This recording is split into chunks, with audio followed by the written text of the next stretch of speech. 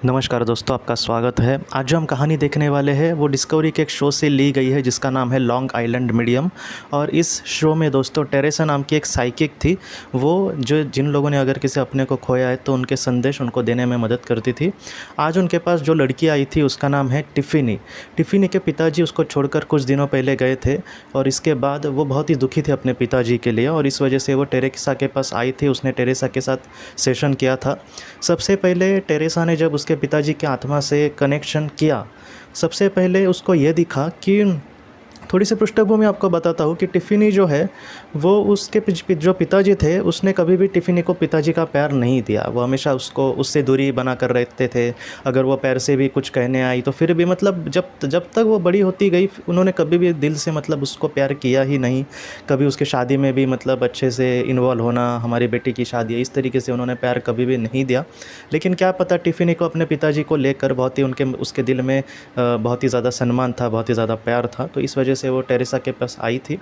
जब सबसे पहले टेरेसा ने उसके पिताजी के साथ कनेक्शन किया उस सोल के साथ, तब उसने ये कहा कि तुम्हारे पिताजी बहुत ही पश्चाताप कर रहे हैं कि उन्होंने तुम्हें मतलब अच्छा बर्ताव नहीं किया या फिर तुम्हारे साथ उन्होंने अच्छा रिश्ता नहीं रखा।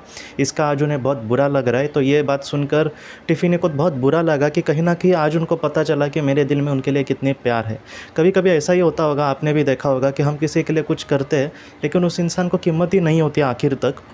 लेकिन ऐसे जब लोग आत्मा की अवस्था में जाते हैं तब उनको पता चलता है कि हाँ, इसने दिल से कितना मेरे लिए किया और मैंने इसके लिए कुछ नहीं किया। तो इस तरीके से हमारे साथ ना हो, इसलिए मैं हमेशा आपसे कहता हूँ कि हमारे लिए जो निस्वार्थ रीति से कुछ करता है तो उसकी मतलब वो कोई भी हो, हमें कितना भी उसका गुस्सा आता हो, लेकिन जितना हो सके उससे कम से कम हम प्यार से भी बातें करें तो भी वो उसके लिए बहुत बड़ी बात होती है। टिफ़िनी के जो पिताजी थे उसके बाद उसने ये कहा है टेरेसा ने कि मुझे एक सुगंध आ रही है, जैसे होती है ना महक, या फिर जो अगरबत्ती वगैरह जो होती है उसकी बहुत ही अच्छी कभी कभी सुगंध से एक मन कहीं ना कहीं फ्रेश हो जाता है। ऐसी सुगंध मुझे आ रही है। सुगंध का और तुम्हारे पिताजी का आखिर क्या संबंध है? ये सुनकर जो टिफ़िनी है वो हंसने लगे और टिफ़िनी ने यह कहा कि इसके जो पिताजी थे वो हमेशा सिगरेट ही पीते रहते थे। तो आज भी टिफ़िनी कहती है कि कहीं भी मैं जाऊँ, अगर सिगरेट की ज़रा सी भी गंध आई तो मुझे अपने पिताजी की ही याद आती है। पहले वो गंध आती थी और उसके बाद मेरे पिताजी वहाँ से चल कर आते थे। मतलब एक होता है ना कि किसी चीज़ से अलग सा हमारा रिश्ता जुड़ जाता है। आपके मेरे साथ ऐसा हुआ है कि कोई एक अलग सी गंध आई और मैं कहीं पर था किसी एक एरिया में और उस गंध को आज मैंने लिया तो अचानक वो फटक से याद आ जाती है कि अरे ये गंध मैंने वहाँ पर ली थी। तो आपके साथ भी ऐसा होता होगा। तो टिफ़िनी कहती है कि उसको जो सिगरेट की स्मेल है उसको मतलब आने के बाद उसको फटक से अपने पिताजी ही याद आते थे।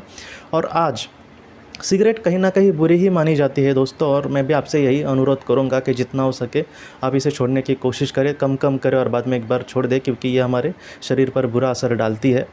तो सिगरेट को बुरा ही माना जाएगा अगर आत्मलोक के लिहाज से देखा जाए तो।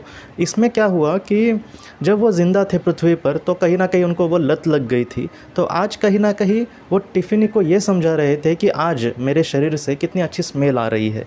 तो वैसा कहीं ना कहीं वो कहने की कोशिश थी, ऐसा टेरेसा उसको कहती है। और ये बात बहुत ही अच्छी लगी टिफ़िनी को।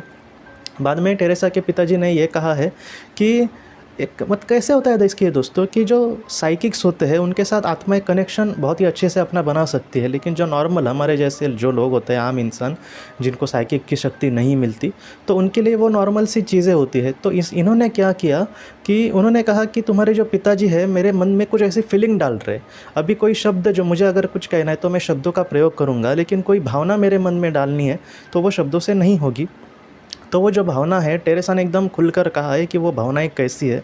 तो टेरेसा ये कहती है कि उसकी जो भावनाएं है वो किसी को हम दिल से अगर गले लगाए। मैं आपको एक उदाहरण देता हूँ कि आज स्कूल का पहला दिन है, छोटी बच्ची है 3-4 साल की, वो डरी हुई है, उसकी माँ उसको लेकर जा रही है। माँ भी थोड़ी सी टेंशन में है कि ये रहेगी कि नहीं रहेगी। और जब स्कूल अब जाने का वक्त आया है, माँ से बेटी बिछड़ने वाली है, और ऐसे वक्त में दिल से जैसे माँ उसको गले लगाएगी और उसको कहेगी कि मैं स्कूल छोड़ने के बाद तुम्हें ज़रूर लेने आऊँगी, तुम मत घबराना। ऐसे जो दिल से गले लगाना है ना दोस्तों, कुछ ऐसी ही भावना उसके मन में टेरेसा के टिफ़िनी के जो पिताजी है वो डाल रहे थे। और टेरेसा ने कहा कि ये जो सारी भावनाएं हैं वो तुम्हारे लिए, टिफ़िनी तुम्हारे लिए तुम्हारे जो पिताजी है वो मेरे मन में ऐसी भावनाएं डाल रहे हैं कि कहीं ना कहीं वो अपने बेटी को अपने गले लगा रहे हैं। और ये बात सुनकर टिफ़िनी को सच में रोना आया दोस्तों। एक भावुक ये पल है। तो इस तरीके से बहुत महत्वपूर्ण कुछ संदेश देने की कोशिश की। और टेरेसा सबसे पहले यही कहती है जो भी उसके पास सेशन करने के लिए आते हैं, मैं वो कहूँगी जो तुम्हारी सोल के मतलब तुम्हारे जो करीबी है उनकी सोल के लिए महत्वपूर्ण होगा, मैं तुम्हें वो कहूँगी, मैं वो नहीं कहूँगी जो तुम जानना चाहते हो। तो इस तरीके से वो कहती है, क्योंकि क्या होता है कि कभी कभी लोगों को छोटी छोटी चीज़ें जाननी होती है, लेकिन वो सोल के हिसाब से देखे जाए तो वो जो बड़ी चीज़ है, सबसे यहाँ पर बड़ी चीज़ कौन सी थी, तो टिफ़िनी के लिए उनके दिल में आज बहुत प्यार था। और वो कहीं ना कहीं वो दिखाने की कोशिश कर रहे थे। उनको बुरा भी लग रहा था कि उन्होंने जीवन में उसके लिए बहुत ही मतलब बुरा व्यवहार किया, तो वो सबसे महत्वपूर्ण था। तो शायद उसके पिताजी ने वो सारी बातें कही और इन सारी चीज़ों से बहुत समाधान मिला टिफ़िनी को। आज भी उसके पिताजी कहीं ना कहीं उसके साथ है। और ये सारे जो संदेश थे दोस्तों वो सुनकर उसमें बहुत मतलब उसको बहुत एनर्जी मिली कि हाँ, कभी कभी पृथ्वी पर किसी के साथ मतलब हमारी खामखा किसी के साथ रिश्ता बुरा हो सकता है। हाँ, उसमें कोई इश्यू भी नहीं हुआ, लेकिन फिर भी रिश्ता बुरा है। लेकिन आत्मलोक में एक सच्चा प्यार ही है जो हमेशा ज़िंदा रहता है दोस्तों। टिफ़िनी से तो कोई गलती नहीं हुई थी, उसके पिताजी से ही गलती हुई थी और आज उन्होंने गलती भी मानी और कहीं ना कहीं वो भावनाएं भी पहुंचा रहे हैं जो आज उनके दिल में।